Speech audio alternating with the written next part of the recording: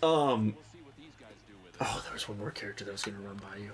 Yeah, well, we were talking about, you mentioned Margot Robbie, but I kind of think her character is good where it's at. Yeah. Oh, the one I was going to run by you. So, what do you think about Jesse Ventura? Yeah, as the governor in Metropolis. What do you think about that? Love it. No, I was going to say, is it Eisenberg? What's his name? No! You want Jesse Eisenberg's Lex Luthor back? We can't do that. I can't even put that in the video. What do you think about that, We're dude? going to get such shit for that. What do you mean, dude? Okay, here, I have a little thing. This is obviously probably just going to be in the Let's Play part, but I will say, I didn't mind him as Lex Luthor. I didn't either, but he was not my favorite Lex Luthor. No. But I thought he was fine. For that movie, I thought he was fine. I didn't hate him the same way some people did, but yes, he was not classic comics I couldn't think of his Luthor. last name. Jesse Eisenberg, Social Network boy. Yes, that's the, yeah. Yeah, man. He felt like he was trying to play the Joker while he was also playing I Lex felt like Luthor. he was trying to play the cucker. Like he had like a weird like Jolly Rancher thing. Yeah, what was up with that? Remember when he put it in that woman's mouth and they peed in the jar? And then what was it, Grandma's tea or something like that? Yeah. And then he blew them all up. It was like, this is bizarre, man. And he was really obsessed with that painting, demons and stuff. And they turned it upside down in the end. Remember? Yeah, which was kind of cool. I'll say that. That was kind of neat. Yeah. Remember how he said, "I always thought it should be upside down," and then in the end they showed he it was. did do it. Yeah. I like the time he took I like the idea, that he took time out of his day when he's trying to get Batman and Superman to kill each other to be like, I'm going to flip that big. I think I need to flip that big over. I think I should do that. Yeah. I don't know. Like, I think that we covered a lot of them. I mean, we said Cavill, we said Keaton, we said Idris Elba. Yep. Who else did we say? There was another one. See, there's not a ton that we really, really want back. Henry Cavill, did I say that one? Yeah, I think you did say Cavill, yeah. I think we had 4. I don't even know if we had 5. I want one more. I do too. What about, how did you feel about, and not even memeing this time, what about, what's the Metal Man? What's his name again? I forget. Cyborg? The actor is so obnoxious that I'm good. Yeah. I don't remember his name. And he probably... Ray Fisher, right? Yeah, and he probably was treated bad by Joss Whedon, but he was just I feel like he was always just crying racism. Which is a thing black people experience all the time. Absolutely. Sure. I think when you look at the history, Joss Whedon's just a prick. I don't know if he's necessarily racist. He's just an asshole. Yeah, that's what I feel. And so he's like an asshole to everybody. He was an asshole to Gal Gadot, too. Was it because he's racist? I don't know.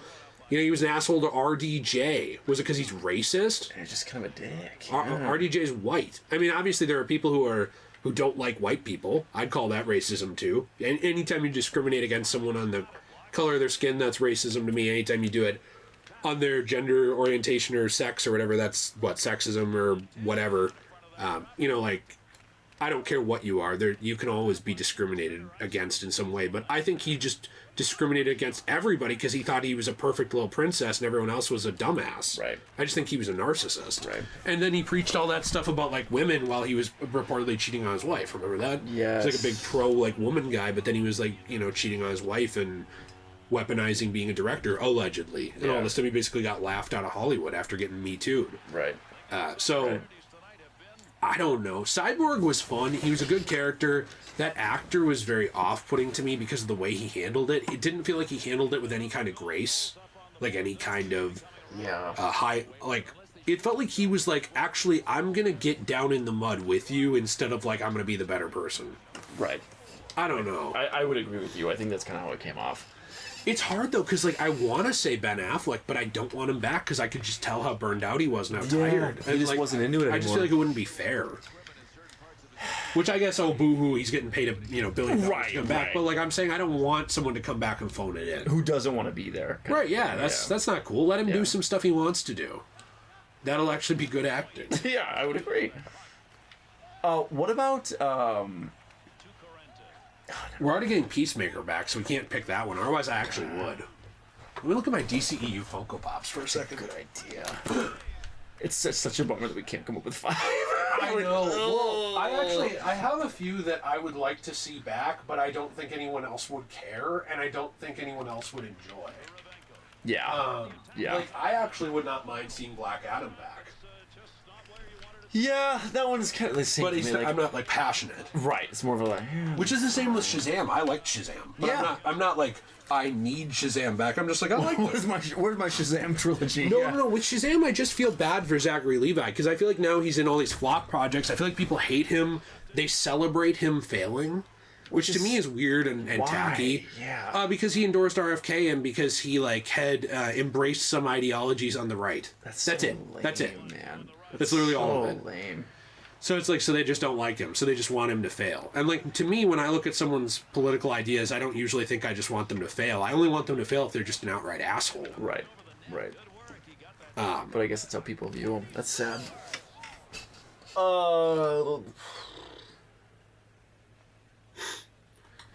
I do have one more, which I want to hear your thoughts on. And it's the most niche... It's the most niche one. I'm going to pair two characters together on it. Well, actually, I guess I would have three more, but I'm going to give you them. Some of them are niche. Sasha's Supergirl. Now that I see the Funko, that is 100% one that I would love to see back. And I don't disagree at all. She was awesome. I loved her in The Flash. Yes. She and Michael Keaton were why I was there. I stayed invested. I thought she was going to be... I didn't realize she was going to be that good. Like, I thought, like, oh, well, this will be fine. Like, she'll be good. She was really good. That is a awesome one, dude. That's absolutely number 5. And the fact that we only got her for just a little bit is a bummer. But I think if she was to come back, I would go see a solo movie with her. Like, I would absolutely I would too. be up for that. But they're doing a different Supergirl. They are? And, after the new Superman movie... And it's not her. And so what bums me out about her is I feel like she got mistreated and shortchanged. So if you look at what happened with her, did you know that she got... You know the Barbie doll they made of her? Of that Supergirl? No. The Sasha Supergirl? No. Is it Sasha Kaye, by the way? I always forget how to say her last name. I used to know, but it's been a while. Anyway, so she... got a Barbie of herself that, they mass produced and stuff, and she would take it with her everywhere. She loved being Supergirl. She was so proud. I saw the Zoom call when she got cast. She was crying. That's so cool. She was so into it, and this girl just got shafted on being Supergirl. Like, she got brought in the bottom of the 9th and then booted out of the game after and blamed for it. Yes. It didn't do well. It's like, well, maybe it didn't do well because Ezra Miller was running around not behaving. Maybe it didn't do well because you didn't market this film well. Maybe it didn't do well because you had done a bad job with marketing your universe and you had no consistent tone. It had nothing to do with Sasha. She was there. She showed up. She had passion. Yeah, the fact that there was an active boycott against the movie because of your main guy is probably the problem and not her, right? Yeah. And that's what I think stinks, is like she really took that character, and given she didn't have much, there wasn't much to work with there. She basically, they found her, they got her back up and running, she left, she had a couple of cool scenes, and then she died. And that was it. That's all we got. But she's memorable from that. Yes. Isn't that crazy? The fact that she made that memorable is, I think, a testament to what she did with her time on the screen. And her acting ability, yeah. Yes. I think that also her wardrobe was great. Awesome. Very cool suit. Yes. Loved it. I remember that when they were doing the test footage, I thought, oh, this doesn't look that good. And then, the movie actually came out in the finalized product, and that's one thing where it kind of taught me to, slow down. Unless it looks absolutely horrendous, it's probably going to be... Wait for the final different. Product. Yeah. Hopefully it's different. Yeah. Yeah. I mean, I remember when they were showing the Batman. Remember those behind-the-scenes pictures, that someone took where he was, on his motorcycle in the park? Yeah. And people thought his suit was weird? Yes. Then it gets to the movie. It's amazing. And it was so cool. So even his car, his car looks so cool in the movie. I love it how it was, a classic muscle car combined with, a supercar. Dude. But yeah, no, Sasha... That one bums me out, and I don't think we'll ever see her again. I don't think so either, and that one really... I mean, like you said, and it took us a little bit of work to think of 5, but now that we're kind of talking through a few of these, it's like, what could have been for some of these two? If Shazam 2 was maybe had a little bit more into it, I might want another one. It was marketed better. Yeah, if Aquaman 2 wasn't a, computer-generated script, I'd probably like it a bit more. And then maybe be more interested in seeing Jason Momoa again. Same thing with Gal Gadot. There's just where all these characters seem to leave off. They didn't leave off on man, I really want these guys back. They left off on well, that wasn't my favorite. What else do you have, DC? And just kind of what happened. But the But thing it's is, sad because we're huge DC fans. yes, but I also think about, with that in mind, Andrew Garfield didn't leave the role in the best of shape. I thought you were gonna say Andrew Tate. It's like, how do you want to see him back in the DC? Would love to see Andrew Tate show up as Lex Luthor. Oh, but I think of like Andrew Garfield. He didn't leave Spider-Man, and it was like, wow, what a movie. And like same thing with But going Tobey. back, have you watched it again? No. Oh, see, I enjoyed it a lot more. I'm not saying it's an amazing movie, but I enjoyed The Amazing Spider-Man a lot more now that I'm older and I knew what it was. Interesting, And I okay. went back. I think you should watch those two films again. You might. I think the first like one's, one. first one's legitimately good. Yes. I think the second one is fine. Okay. But I will tell you this: the second one has some of the best. You know what I mean? You know what someone says when they say sauce of like for a movie, like Yes. the visual, Yes. and like the style. One of probably the most stylish Spider-Man movie that is not a Spider-Verse film. Interesting. Okay. You look at okay. the CGI, you look at the way that the costume is, you look at the everything. Amazing Spider-Man 2, it shines visually. Like it looks like a film. You know? I like that. Okay. And it's totally a different way. But you know how like the Batman or Joker, they look like films compared to like how a lot of Marvel movies just look very similar visually. It's very different visually. Okay. Not in the same like realistic gritty style, but more Yeah. of like a larger than life, like big special effects, like this big blue lightning, and like, you know, there's a scene, I don't know if you remember it, where Peter is like trying to save these people and his one web shooter shorts out, so he has to like turn on the nozzle on the other one and shoots it, and he uses it to pull everyone's hands away from the railing in slow-mo. I do remember that. Some of those visual effects, I know it's not fair to let them carry a movie, but they carry the movie. That and the interactions with Emma Stone. They're so good. That end scene with that, you know what I'm talking Yes. about. Although It's I would have saved that for 3, probably. still brutal. I would have very ended, well done. Yes. Very well acted, I just think I would have ended a trilogy with her death. which makes more sense. I don't know if I would have ended 2 and then they'd seem to have nowhere to take 3. Right. And I didn't enjoy the movie when I watched the first time, given that was probably 10 years ago. I hated it. By the way, testament to changing your mind. I hated it. I despised that movie when I watched it the first time. Yes. Yeah. I was mad. Yeah. Like, I was way more let down by The Amazing Spider-Man 2 than The Flash. Yeah. Because I went in expecting so much The more. quality of one. And we were mad about what happened with Tobey Maguire. There's Yes. 3 movies, and we were excited for a 4th, and then that got canceled. Then we went to Amazing Spider-Man 1, and it was like, this is good, but, you know, you were measuring it against Tobey. Then you go to 2, and it's like, this isn't even as good What as are we 1. What doing? happened? Yeah. I think when you have all that stuff in hindsight now, and you now know where the character ends up, and you see No Way Home, I think that obviously you have to judge it on 2 merits. The merit of a film itself, and the merit of the character, right? And like where the character ended up, and like knowing the background and stuff. If you know the troubled production history around that movie, if you know how interfering Sony was, if you know how Andrew Garfield got booted out of the role after that, like I think with the history now, I like the movie a lot more, and I can appreciate its highs while still recognizing its lows. It's just they don't bother me as much because I'm so invested in that version of the character. Yeah.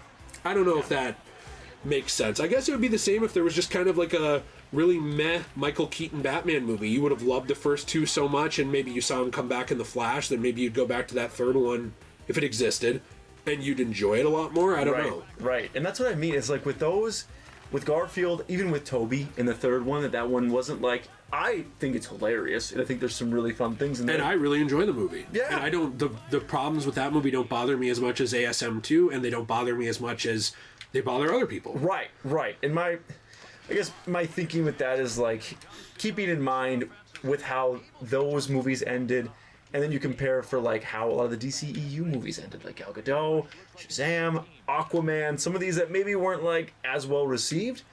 They may age, and you may get another perspective with them years down the road where it's like, well, wait, now maybe I appreciate this a bit more. So like, that's not to say that I wouldn't want these characters back ever, but it's just maybe right now my feverish, desire for their characters not there as compared to some of the other ones that we listed. Well, and have you rewatched the Fox X-Men movies at all?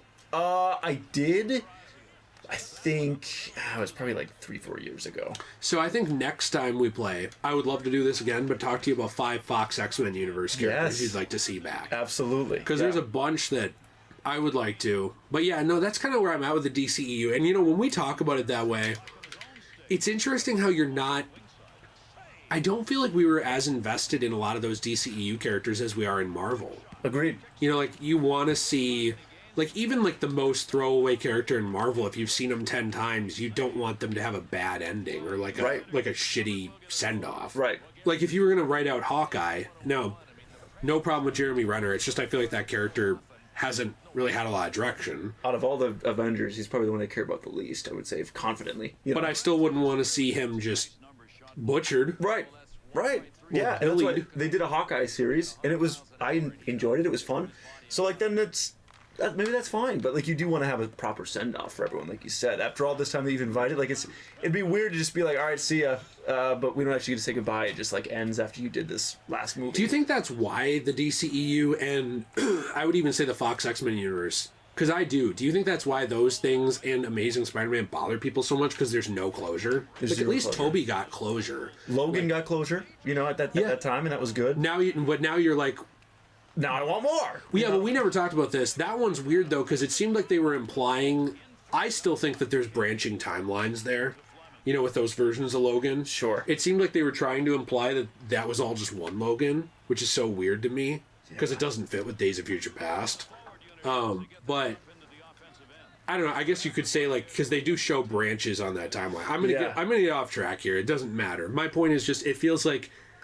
That's an example where they brought an actor back, and there's some things they did amazingly, and there's some things I think, well, I don't know if I really like that explanation. Yeah. That's part of the gamble of bringing him back, you know? Yeah, so I'm sure that that's something that you have to deal with. I just think that when you end your universe without closure, is there a way to sim the rest of this, by the way, so you don't have to play it? Yes. Because I just realized it's 8. Oh, sure. The time. Oh, you're good. I can hang out till whenever, but I thought you wanted to. No, this is perfect, yeah. Then we can... But I was just going to say, I think if you end a universe without closure, or a film series without closure, like, imagine if Harry Potter ended right before Deathly Hallows. Like, imagine if the movie before Deathly Hallows bombed. I know. What was it, Half-Blood Prince? Yeah. Imagine if that bombed. You never got Deathly Hallows 1 and 2. Or even worse, you got Deathly Hallows 1. But no 2? Yeah. Oh my god. Can you imagine? That's how I think a lot of people, because you're a very passionate Harry Potter fan. Yeah. I think that's how a lot of people felt with Amazing Spider-Man. Or they felt with the Fox X-Men, where it was like, what happened? Like, I wanted to see more in this universe, and I got Dark Phoenix and New Mutants instead. Yeah, like, I like this, and now it's just gone. What happened? I wanted to see, you know, like, you got that closure with Toby. Like, the end is... His friend dies, that sucks. But, like, he, you know, is fixing his relationship with Mary Jane. I still think he would have been happier with that version of Gwen Stacy. Whatever. Yes. You know, he's fixing that relationship. He's getting back on the horse, becoming Spider-Man again. And, like, it's open-ended, but it's closure. Right. But what closure do you get with the DCEU? What closure do you really get with the Fox universe? What closure do you get with Amazing Spider-Man? I mean, even things like, you even got at least some open-ended closure with Batman Returns. Yeah. You know, it was open-ended enough where it was like a standalone film and it ends. You got closure with the Dark Knight movies. Yes. You definitely got closure. If they never made another Joker movie, there was enough closure in the first one. Yep. It's fine. Like, I'm looking at all these... Like, most of these things have an ending. Even if it's not a good ending, it's an ending. And Deadpool and Wolverine kind of gave more of an homage to that universe and less of a closure, I would say. It was more so of like, yeah, this is what it was. It's not going to get the closure, but like, here's something for you at least, you know? Yeah, and we liked it too. Yeah.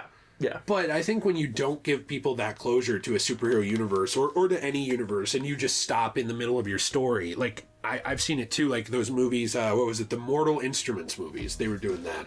Or even the Divergent movies, I think they didn't really get their full closure. Narnia didn't either. Yeah, Narnia didn't at all, and now they're like going back and redoing stuff. Oh my gosh. It's like you I don't know, if people don't get that ending, like even if it's a bad one or just an open-ended one where it's like the characters are still out there, they're still kicking ass, like this arc ended, we could have done more but we didn't, and you know, the universe is still alive, that's fun. That's all we wanted out of The Flash, you and me. Yeah. We didn't even get that because you get stuff like Clooney at the end, you get stuff like, well, where is Ezra Miller's Flash now, what's going on here, you get stuff like, is this going to lead into the new universe or not?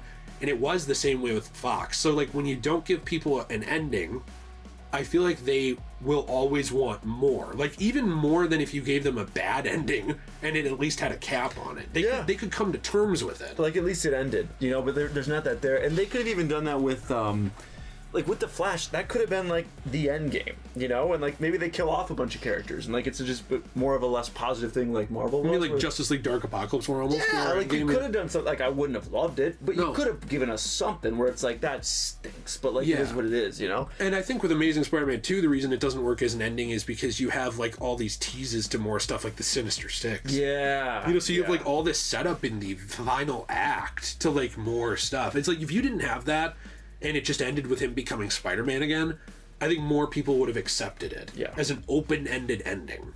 And that's why it makes me want to, like, don't have those end credit scenes in there unless you're committing to another one. I know that's hard to do without the box office results coming in, but it's like, that's tough to be like, all right, so here's what we're thinking. Oh, this movie didn't do well? You're not going to get that, actually. So it's like, that's tough. Even the MCU, we got that sometimes. Like, you got that strange... was it the Baron Mordo tease at the end of Doctor Strange 1? Yeah. Have you watched Doctor Strange 1 again? You're going through? That's actually, I think, next. Okay, well, watch the ending because it never leads anywhere. Yeah. Same, by the way, with the ending to The Incredible Hulk. Did you watch that? We skipped that. Edward Norton? Yeah, skip that. Okay, well, there's a big tease with Abomination. Never goes anywhere. And then Abomination comes back in She-Hulk as just kind of a nobody. Yeah. Just kind of a throwaway character. Yeah. And I believe also in Shang-Chi for a scene he was in like the cage fighting Wong. I think you're right, yes. And he didn't matter. I think you're right. I don't even know why they did that. Shazam had a tease to a villain. I don't remember what villain it was in the very end. Never went anywhere. Yeah. First Shazam movie. Yeah. You know... even in BVS, what about that little caterpillar insect guy, too? That was Shazam. Oh, that was Shazam. BVS was the Deathstroke one. Right. Never got that either. Yeah, we didn't get that. When you get those post-credit teasers, I think that, or even pre-post-credit, like before the post-credits roll, that makes it worse. Because now people are, like, expecting that thing. So now it's not even an open-ended closure. Like, open-ended closure is not... And by the way, Spider-Man's still out there being Spider-Man, and the Sinister Six are showing up. It would just be... And now Spider-Man overcame his demons, and he's trying to be the best man he could be again. Like No Way Home. How No Way Home ends. Yeah, you wouldn't... It could have been an ending. Yep. You wouldn't tease, like, 500 more things. No. And that's the problem I have with the product placement type era of superhero movies, where, like, Age of Ultron I loved, but just kind of in closing thoughts here... You remember how many things in Age of Ultron they did to try and tease the next movie? Like, fine, I'll do it myself with the gauntlet. Or like, look, the Infinity Stones. Hulk literally just watched a trailer for the Infinity Saga in the middle of the movie. Why? Yeah. Why do you do that? Yeah. Things like that. It's like when you do that, you end up like, it worked out because they made movies after. Imagine if they didn't. No. Imagine if Age of Ultron was the end of the MCU and it crashed and there was no Thanos. You'd be like, what about Thanos? What about the Infinity Stones? What about this? What about that? Oh, sorry, you'll never see it. Yeah. That's way worse than just saying, oh, he's still out there kicking ass. Like, the end of Batman Returns is like an open-ended ending. Yeah. He's still out there doing his thing. They could have made another one. They didn't make another Michael Keaton one. It worked out. Yeah. People still think, I wish there was one, but they don't think, oh, man, whatever happened to Keaton? Right. They don't think that. Right. Because they just know, well, he's still Batman. And it also leaves open the door for comics later, where it's like, well, we could do it, but we don't have to, you know? And, like, this will just be, like, additive stuff that we don't need to do, so... Well, that's why I think that's one of the best ways to do an ending. If you're not sure what to do, don't commit. Yeah. Don't commit, because you know what? You could always introduce the Sinister Six at the beginning of your next movie. 100%, yeah. Or build it up in a trailer. Do even advertising to build that up, and then it's coming, you know? And, like, yeah, or you could say Sheev Palpatine returned in a Fortnite announcement. That's the other really bad way to do it without committing to anything ahead of time. What do you mean, man? That's good. What are you talking about? I don't know. This was fun. I look forward to playing more of this. Yes, man. More Chell. Yes.